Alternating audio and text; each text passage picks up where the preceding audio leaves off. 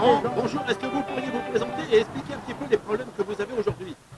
Donc Laurent Bordeaux, donc éleveur à Coulan-sur-Gé en Sarthe, donc éleveur de moutons et de bovins viande, donc fait essentiellement à l'herbe. Donc aujourd'hui je suis représentant de la Fédération nationale bovine, donc des éleveurs bovins viande en France. Et nos problématiques, donc c'est le manque de revenus en priorité. Donc aujourd'hui un peu nos revendications, moi à titre personnel, je suis obligé d'aller travailler à l'extérieur pour pouvoir combler le déficit de l'exploitation agricole. Donc, donc en plus, donc nos revendications un peu plus générales, donc les clauses miroirs, application des clauses miroirs. Tout ce qui rentre de l'étranger, c'est quand même injuste que ça rentre avec des normes différentes de chez nous. Donc ça, c'est la première des priorités. La deuxième priorité, c'est la transparence des marges des maillons. Donc chaque maillon devra avoir une transparence avec le même méthode de calcul des marges. Aujourd'hui, il y a des intermédiaires qui nous disent qu'ils ne font pas de marge, mais ils ont déjà intégré leur salaire dans la marge avant que de nous donner le résultat. Donc c'est normal qu'il ne reste rien à la fin. Donc ça, il nous faut une méthode applicable à tout le monde avec la transparence. Et par rapport à la loi Egalim, quand on parle de loi Egalim, le coût de production qui a été calculé, il faut qu'il devienne le prix plancher. On ne peut pas descendre en dessous du SMIC horaire. Et aujourd'hui, dans la loi Egalim, c'est l'inverse. Ce qui a été calculé en coût de production, c'est le maximum qu'on peut demander. Et il faut que ça devienne le minimum. C'est impératif pour qu'on arrive à survivre demain. Oui. Ma situation personnelle, aujourd'hui, je ne gagne rien. J'ai un chiffre négatif et c'est pour ça que je suis obligé d'aller travailler à l'extérieur pour combler le déficit de l'exploitation agricole. La passion s'en va et on commence à se décourager un peu. Et s'il n'est rien fait, il y a de grandes chances qu'on ne pourra plus être agriculteur demain. Là, ce qu'on attend au niveau du Conseil de l'Europe, c'est vraiment qu'ils nous défendent et qu'ils nous représentent au niveau de l'Europe. Les paroles, c'est bien, mais là, il va falloir qu'ils passent à l'acte et on attend des réponses très concrètes jeudi. Il faut vraiment qu'ils nous appuient et qu'on sente qu'il est notre ambassadeur et qu'il nous défende au niveau de tous les pays. On est le premier pays européen au niveau agriculture. S'il ne nous défend pas, c'est pas la peine. L'espoir fait vivre. On espère beaucoup parce que si jamais on n'obtient pas ça, on ne sait pas comment va terminer le mouvement. On ne répond plus de rien. Ça va. Quand je dis on ne répond plus de rien, après on ne sait pas où est la limite à la fin. On ne sait pas. On n'a plus rien à perdre de toute façon. Au niveau revenu, on ne gagne rien, donc c'est pas la peine. La problématique elle est européenne. Tous les pays européens sont dans la même situation que nous. C'est pour ça que la Belgique bouge, que le Pays-Bas bouge, c'est pour ça que l'Allemagne bouge aussi. Donc les problématiques, elles ne sont pas que franco-françaises. Donc nous, on a des particularités françaises avec des normes qui sont exorbitantes par rapport à ce qu'on peut toucher. Mais dans tous les pays européens, les éleveurs ne vivent plus, enfin les agriculteurs ne vivent plus de leur métier. Et là, ça commence à être catastrophique parce que dans 5 ans, la moitié de l'agriculture européenne va disparaître. En France, c'est 50% des agriculteurs qui disparaissent d'ici 5 ans. Alors, comment on fait pour renouveler s'il n'y a pas de rémunération? Il n'y a aucun jeune qui pourra reprendre une exploitation sans rémunération. Ça, il faut bien le comprendre. Et ça veut dire que c'est toute une chaîne qui tombe. On devient dépendant des pays exportateurs comme le Brésil, les États-Unis, et c'est pas ce qu'on souhaite. On espère garder quand même une certaine souveraineté alimentaire pour qu'on puisse avoir accès à une alimentation saine et comme nous on le désire. Enfin, c'est quand même incroyable. Et puis il ne faut pas rêver, les autres pays, quand ils vont voir qu'on ne produit plus rien, c'est eux qui imposeront leur prix et si on n'est pas capable de le payer, ils ne nous le mettront pas, puis c'est tout. Et s'ils ont envie de faire le blocus, ils font le blocus. Ils feront le blocus. Complètement dépendant. L'avenir du pays se joue en ce moment. Même beaucoup de citoyens n'en sont pas conscients, mais demain il sera trop tard. Et du coup, on ne se bat pas que pour l'agriculture, on se bat aussi pour l'alimentation de tous les Français de demain. C'est dans 5 ans, qu'est-ce qu'on fait? Est-ce qu'on mange encore français ou est-ce qu'on mange encore européen? Ou est-ce qu'on fait venir de pétaouchnok avec des normes, avec des viandes hormonées, avec des des pays avec des produits pesticides qui ne sont même pas autorisés en Europe. Donc la question, c'est d'une survie pratiquement de l'espèce humaine en Europe. Ça, c'est quand même, il faut que les gens puissent le comprendre et l'entendre. Que pensez-vous des écolos? Bah, les écolos, déjà, Il en faut. oui, il en faut, mais L'écologie, il y en a beaucoup qui ne connaissent pas grand-chose. Et aujourd'hui, le problème, c'est que tout le monde connaît tout à tout le monde, tout à quelque chose, sans connaître le fond des problèmes. Quand on parle d'écologie, nous, on fait de l'écologie tous les jours sur nos exploitations, parce que si on ne respecte pas le cycle animal et tout ça, bah, on le voit tout de suite, hein, c'est vite vu. Ça ne pousse pas, ou les animaux tombent malades, donc on est bien obligé de respecter les cycles. Et il y a des écolos qui voudraient nous apprendre la nature alors qu'ils n'y connaissent rien. Mais par contre, il n'y a pas que des mauvais écolos. Il y a des écolos qui sont bien conscients qu'il y a des choses qui sont très importantes à respecter. Et on est prêt à évoluer dans ce sens-là, mais il faut nous accompagner et il faut nous remercier et nous rémunérer pour tout cet accompagnement-là. Comme là, tout le monde veut qu'on garde les prairies. Les prairies, c'est de la biodiversité, c'est du filtrage de l'eau et tout. C'est du stockage de carbone très important, à la fois dans la prairie, à la fois dans le sol de la prairie. Mais par contre, tout le monde dit que les bovins, ça pollue terriblement, ils ne veulent plus qu'on ait de bovins. Si on n'a plus de prairie, bah, s'il faut qu'on arrête les bovins, on n'a plus de prairie, hein, c'est l'un ou l'autre. Hein. Et donc tous les avantages qui sont donnés par la prairie, on les perd. Donc les écolos qui veulent nous apprendre qu'on va garder les prairies sans bovins, ça c'est impossible, ça ne se fera pas. Ils préfèrent manger des cochons chinois? Je sais pas ce qu'ils préfèrent manger, mais non, mais les écolos. En plus, les écolos, la plupart qui mangent un peu végétarien, vegan, ça vient de l'autre bout de la planète. Et on fait de la déforestation en Amérique du Sud, on fait venir des produits dits bio, dits protéiques et tout de là-bas, et on a abattu de l'Amazonie avant. Donc des écolos, ouais, les leçons, on n'a pas besoin de leçons. L'écologie est nécessaire, mais il faut le mesurer par rapport à ce qui est applicable et ce qui est logique. C'est de la logique, c'est du bon sens. L'écologie, c'est du bon sens, tout le temps. À partir du moment où on est dans le bon sens, ça peut être que bénéfique. À partir du moment où c'est des gens qui ne connaissent rien, comme le disait Laurent, à l'écologie et qui sont dans un appartement à Paris, qui prennent le véhicule pour aller se promener au machin, ou qui prennent l'avion pour aller... Je veux bien, l'écologie, elle a ses limites. C'est-à-dire qu'il faut connaître le terrain, connaître comment vit un sol, comment s'alimente un animal, comment on gère tout l'écosystème. C'est une gestion globale, l'écologie. C'est pas 2-3 personnes qui, dans des appartements, qui se réunissent, qui disent qu'ils veulent dicter une loi. Ça, c'est une aberration. Et en fait, c'est la démesure d'une société qui a tout eu trop facilement. On a eu accès à l'alimentation assez facilement, on s'est déconnecté un petit peu de la base et du métier. Et c'est pour ça qu'on a des aberrations de gens qui voudraient se dire écologiques, mais ils sont complètement déconnectés. L'écologie, comme tu disais Laurent, on le fait tous les jours, mais c'est du bon sens paysan. Oui, bonjour. Bah, écoutez, moi je crois que je suis agriculteur en retraite. Il y a aussi le problème des retraites agricoles. C'est une misère. C'est une honte de voir comment aujourd'hui les agriculteurs sont traités même après avoir fait une carrière entière. Ils ne gagnent même pas le revenu de solidarité vieillesse. Il y a aussi le fait que la France a voulu être le bon élève de l'Europe et elle a été la première à mettre en place les directives nitrates.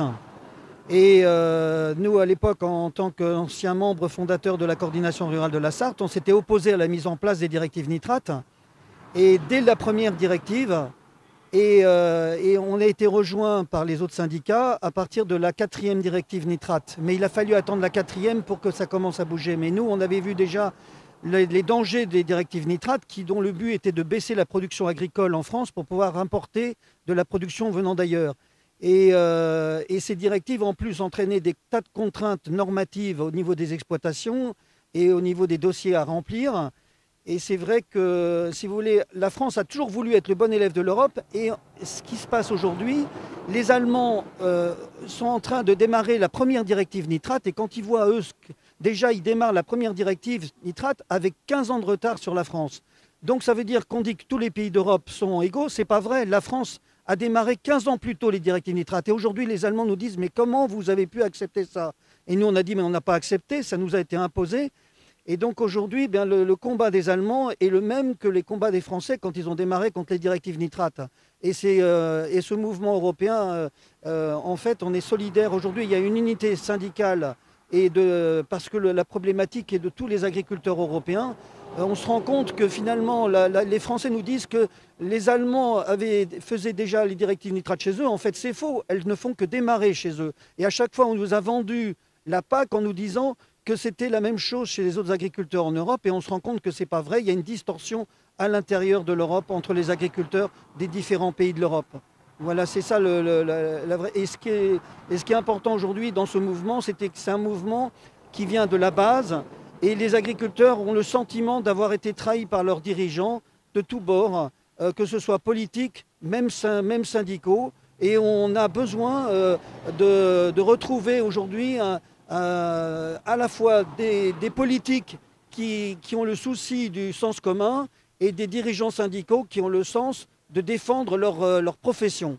Voilà, c'est ce que je voulais dire et ce qui est très important. Voilà, merci. Voilà, le cambriade, le veau, là, tu sais que les amateurs de veau, biga, okay. La viande aussi, du, tout ce qui est produit en Bretagne, okay.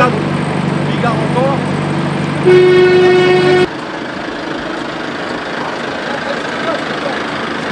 De voiture, c'est français, c'est français. Ben, arrête de me casser la tête, c'est français. Qu'est-ce que tu brouiller là? Qu'est-ce que tu comprends pas? Je suis joueur de voiture, mon gars. Pourquoi on est obligé de s'énerver? Pourquoi on est obligé de s'énerver pour la putain de voiture? C'est Guermenet, tu comprends, c'est putain. Bah alors faut pas s'énerver, on veut juste contrôler. Faut être tolérant. Et pourquoi maintenant que t'as arrêté, je peux contrôler? Là-bas tu pouvais pas. Tu me rends fou, tu parles mal, c'est pour ça en fait. Qui est-ce qui a commencé à parler mal? Vas-y, protège ta voiture et casse-toi là. Et on est des humains, on travaille comme toi. Pense pas comme ça sur les baraques.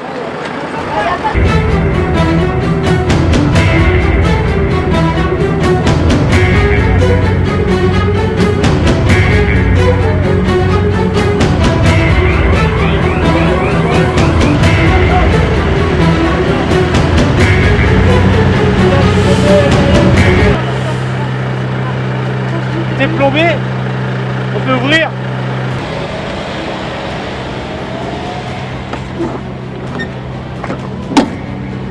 Je peux vous demander ce que vous faites là? Voir les camions, savoir si l'origine est bien française.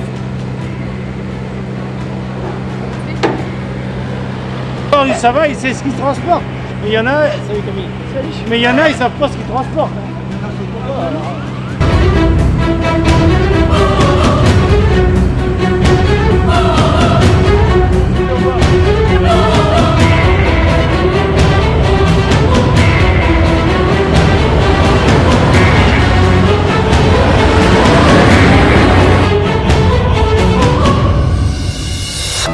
Eh ben, bonjour, Cyril Lemaître, éleveur laitier sur la commune d'Auvers-le-Hamon, avec 50 vaches laitières.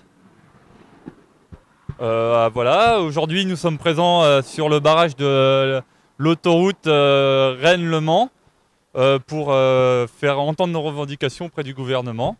Donc, lesquelles sont, c'est d'une, la simplification des normes, qu'on puisse avoir les mêmes normes environnementales, les mêmes normes que nos voisins européens, qui clairement en France ne comment dire, on a un cumul de normes par rapport à nos collègues européens. Une compilation, voilà, une compilation de normes que nous on n'a pas besoin chez nous en fait. Nous on voudrait avoir la même réglementation que nos voisins tout simplement, parce que eux quand ils envoient leurs produits sur notre territoire, bah clairement ça répond même pas à nos normes de chez nous en fait. Donc nous, demain, on veut pouvoir défendre notre métier, gagner notre vie avec des produits équitables sur tout le continent européen. Quelle est votre situation aujourd'hui? Quelle est notre situation aujourd'hui? Nous, aujourd'hui, on en a marre, voilà, tout simplement. Parce qu'on a ras-le-bol, on marche sur la tête, comme depuis le début du mouvement. On avait commencé gentiment avec le retournement des panneaux. Aujourd'hui, on n'a toujours pas nos réponses. Voilà, c'est pour ça qu'aujourd'hui, on est sur l'autoroute, pour bloquer un petit peu la circulation, pas pour bloquer nos consommateurs, parce que c'est grâce à eux qu'on vit. Nous, demain, ce qu'on attend, c'est des réponses claires du gouvernement sur nos attentes. Il a 120 revendications sur son bureau. Il en a 120. Pour le moment, on n'a pas la réponse à même pas un quart. Et un quart avec des petites mesurettes. Non, nous, c'est pas ça qu'on veut, c'est un axe clair, des réponses claires, rapides et précises. On sait que les règles à l'Union européenne seront longues à changer. Ça, on le sait. Mais il y a des règles toutes simples qui peuvent nous faire sauter du jour au lendemain. Ça y coûtera pas d'argent et nous, on gagnera notre vie parce que ça nous coûtera moins cher à appliquer sur nos entreprises. Tout simplement, qu'est-ce qui nous coûtera moins cher ? Une haie, comme on a pu l'entendre partir sur tous les journaux télévisés, c'est 14 réglementations, alors qu'il n'y en a que 3 européennes. Les autres, c'est supprimé. Aujourd'hui, on investit dans du matériel d'entretien de haies qui nous coûte des yeux de la tête. Pourquoi ? Parce qu'il faut qu'on taille les haies entre le 1er avril et le 15 août. On n'a pas le droit à ces dates-là. On va investir 40, 50 000, 60 000 euros dans du matériel, sauf qu'on ne peut pas les utiliser 6 mois de l'année. Bah non, nous on est des entrepreneurs, on n'a pas les moyens de garder du matériel sous un hangar qui ne tourne pas, et il faut rembourser ces outils-là. Si c'est pour que ça tourne que 6 mois de l'année, c'est pas rentable pour nous. Qui est responsable ? L'État. C'est l'État qui est responsable d'avoir encore une norme. Tout ça pour respecter, soi-disant, des règles d'écologie, des règles... Mais sauf que l'écologie, demain, c'est nous qui la faisons. Nous, on travaille tous les jours avec l'écologie. On en fait tous les jours. Comme on a pu l'entendre plusieurs fois, l'écologie, c'est l'agriculture qui le fait. Si on ne respecte pas les dates de semis, par exemple, pour nos céréales, pour nos cultures, on n'aura rien. On ne respecte pas le cycle de la vie de l'animal, on n'aura rien. On sait que ça ne répondra pas derrière. Économiquement, l'écologie, on l'a fait nous-mêmes.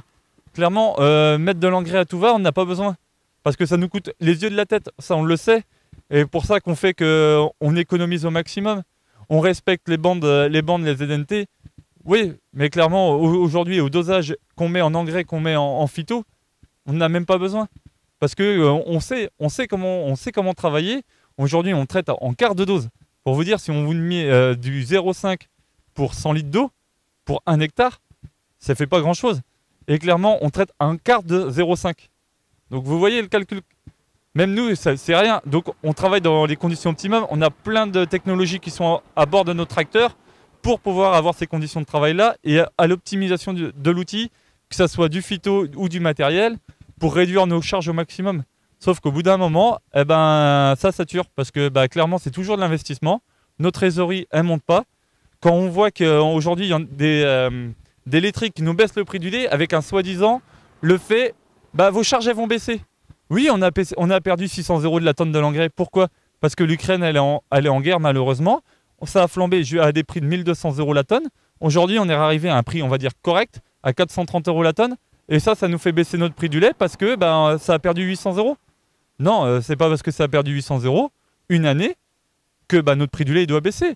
On aurait pu avoir une année de lait normal, le prix du lait normal payé encore pendant un an. Nos trésoreries elles auraient été bien remises en état. On aurait pu souffler un petit peu. Eh ben non, parce que nos charges, soi-disant, elles baissent. Donc on baisse votre prix du lait.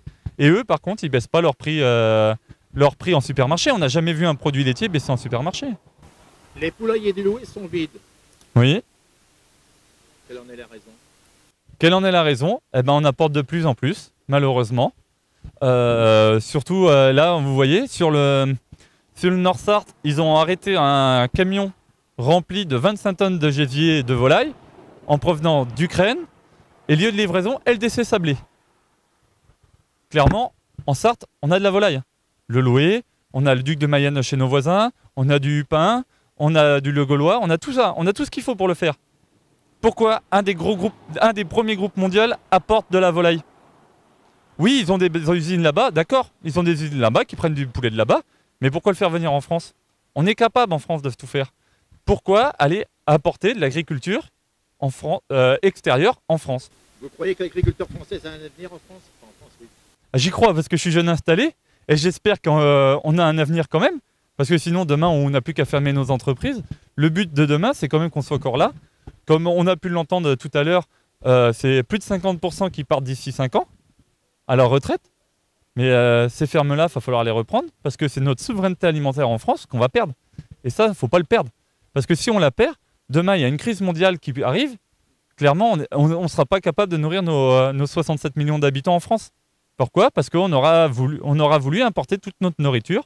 Bien sûr, ça coûtera moins cher aux gens. Mais nous, ce qu'on veut, c'est pas que ça soit plus cher pour les gens. Ce qu'on veut, c'est que nous, on puisse vivre de notre métier et à un prix raisonnable pour tout le monde. Et que tout le monde puisse vivre.